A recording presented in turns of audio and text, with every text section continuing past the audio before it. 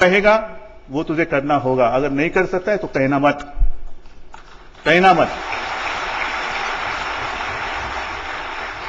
और इसलिए जो भी मैं कहूंगा वो करके दिखाऊंगा, और जो करूंगा वही कहूंगा। शायद आपको पसंद आए ना आए, लेकिन आपको अच्छा लगे, इसलिए मैं कुछ झूठी बातें आपके सामने नहीं रखूंगा। ये मेरे खून में नहीं है, झूठ कहना मेरे खून में नहीं है। और उस वक्त जब हमारी सरकार थी, महाराष्ट्र में थी, किसकी ताकत है, क्या ताकत है, वो बात अलग है। लेकिन महाराष्ट्र में हमें कितने समय मिला था? 4-4.5 साल। उसमें चुनाव कितने बार आए? एक 13 दिन की सरकार, 13 महीनों की सरकार, 1 साल की सरकार, चुनाव पे चुनाव, मतलब जरा कुछ निकलते बाहर तो आ गए चुनाव, लगाओ चुना सबको, वही मैनिफेस्टो दे दो, वही सबको सपने दिखाओ। लेकिन हमारे कार्यकाल में जो कुछ हमने किया है महाराष्ट्र में, आज ये सब फूड सिक्योरिटी की बात हो रही है। हमने हमारे कार्यकाल में 5 जीवनावश्यक जो वस्तुएं थी उनके दाम हमने कायम रखे थे, स्थिर रखे थे। और उस वक्त भी अनाज हमें इंपोर्ट नहीं करना पड़ा, जो आज की स्थिति है। हम फूड सिक्योरिटी देना चाहते हैं, गरीब लोगों को अनाज देना चाहते हैं, लेकिन अनाज की अगर कमी हो तो हम बाहर से अनाज लाएंगे। और अपना देश कृषि प्रधान देश है। जय जवान जय किसान, पता नहीं क्या है। लेकिन 5 वस्तुओं के दाम हमने कायम रखे थे। मुंबई पुणे रास्ता हमने बनाया था, मेरे पिताजी का वो सपना था, वो पूरा किया था। दुर्भाग्य की बात है वो पूरा होने का आ गया और हमारी सरकार चली गई और कांग्रेस की सरकार ने उसका उद्घाटन किया।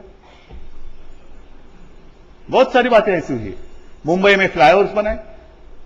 अगर एग्रीकल्चर की बात आप करेंगे मैनिफेस्टो में, तो उस वक्त हमने भी कृष्णा घाटी का सिंचन का जो प्रोग्राम था वो शुरू किया था। सरकार गई, पता नहीं प्रोग्राम का क्या हो गया। सिंचाई की जो प्रोजेक्ट है वो जैसे कि वैसे, वहां पर घोटाला हो गया, घोटाला ही घोटाला।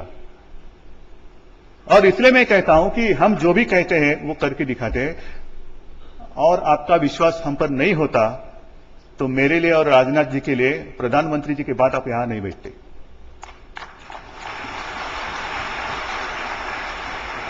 क्योंकि आप भी चाहते हैं कि अभी तंग आ गए हम लोग, कुछ बदलाव चाहिए, कुछ बदलाव चाहिए।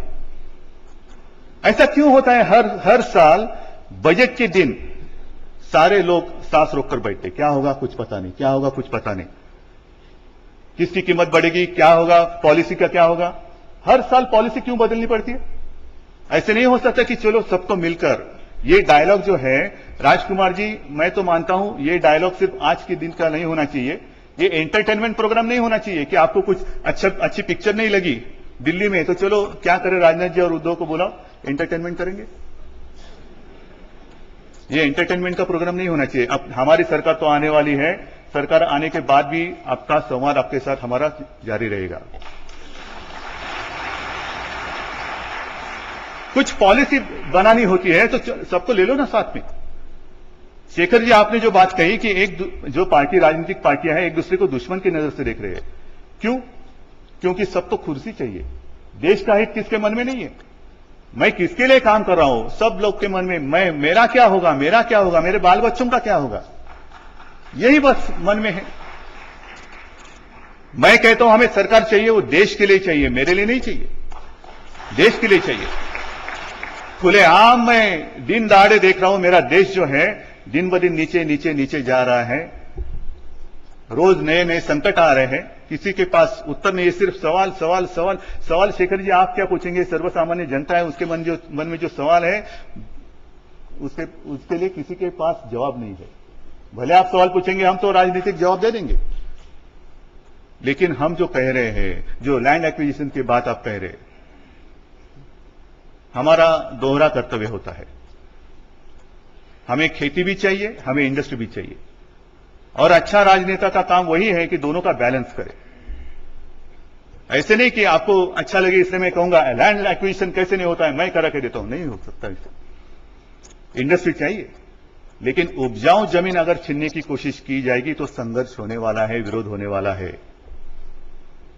और वो इसलिए होने वाला है क्योंकि आज तक पिछले 60-65 सालों में जो भी सपने, जो भी वादे किए गए वो पूरे नहीं किए। कई बार ऐसे हुआ है कि आपकी जमीन हम लेते हैं, यहां जो उद्योग आएगा आपको रोजी रोटी मिलेगी, उसमें उद्योग आता है, काश्तकार होते हैं वो अपनी जमीन दे देते हैं, जिसे वो अपनी मां मानते हैं, वो मां आपके हाथों में देते हैं, वो घरदार सब निकल जाता है उसका। बड़े बड़े उद्योग लगते हैं, उद्योग लगने के बाद पता चलता है अरे ये तो गंवार है, इसको कैसे नौकरी दे सकते हम, ये तेरे बस की बात नहीं, तू जा कहीं और जा। और अपनी जमीन वो दे देता है। उस जमीन पर जो इंडस्ट्री आती है उसके ऊपर बाहर से कोई आकर काम करता है, अपनी जमीन का जो मालिक होता है वो भिखारी बनकर बाहर घूमता है। तो मैं कहता हूं कि ये जो जिम्मेदारी है वो सरकार की भी है, सरकार की भी है। एक ही देश में एक ही उद्योग जो पश्चिम बंगाल से निकाला गया और जो गुजरात में चला गया वहां स्मूथ चल रहा है, कैसे, क्यों?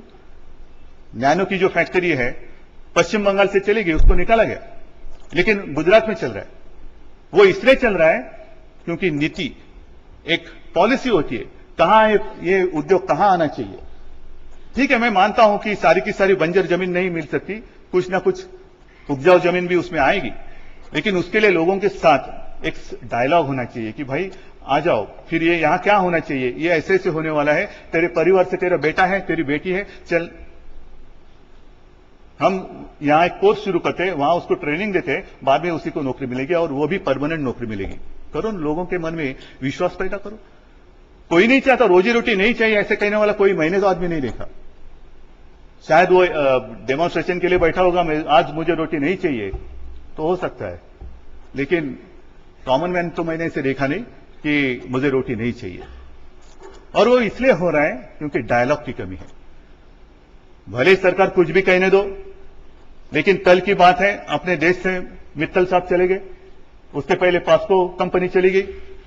इतना ही नहीं, दुख मुझे इस बात का होता है, टाटा और बिरला, जिन लोगों को गांधी जी ने आशीर्वाद दिए थे कि चलो कुछ बिजनेस शुरू करो, रतन टाटा जी ने भी कहा है, बिरला जी ने भी कहा है कि अब हम तंग आ गए, अब इस देश में उद्योग करना बड़ा मुश्किल हो रहा है, हमें अभी लग रहा है कि देश छोड़कर कहीं और चले जाए। राजनाथ जी स्थिति क्यों आ गई? क्या सरकार की जिम्मेदारी कुछ नहीं है? कुछ नहीं है। उनको रोकना सरकार की जिम्मेदारी नहीं, उनकी जो कठिनाई है वो कुछ उसमें आसानी लाना सरकार की जिम्मेदारी नहीं है। ठीक है, हम तो ताकतवान हैं कहने के लिए है, ताकत कहां है हमारी? ताकत तो दिखाओ। आप इतने सारे लोग हैं, राजकुमार जी आप कह रहे थे कि आपके 4 लाख से ज्यादा मेंबर है, कितनी बड़ी ताकत है पूरे देश में, इतनी बड़ी ताकत है। ये सब इकट्ठा आ गई तो मुझे नहीं लगता कि अपने देश को कोई रोक सकता है आगे जाने से। देश को कोई नहीं रोक सकता, सिर्फ एक भावना चाहिए।